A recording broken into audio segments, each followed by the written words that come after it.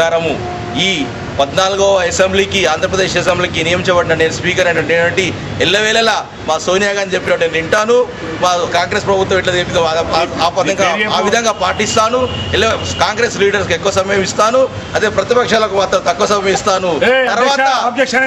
తర్వాత ఈ రాజ్యాంగబద్ధంగా సమాన పార్షాలిటీ లేకుండా చూడమని చెప్తారు, కానీ నేను ఎప్పుడైనా కానీ నేను అధికార పక్షమైన దానికి నేను పార్షాలిటీ చూపిస్తాను, ఎక్కువ సమయం కేటాయిస్తాను.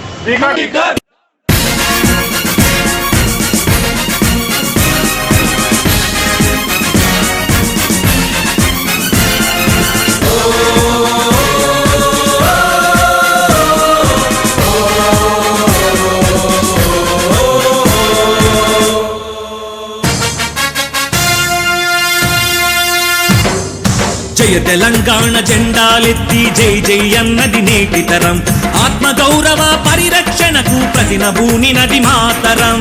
జయ తెలంగాణ జెండాలెత్తి జై జై అన్నది నేటి తరం,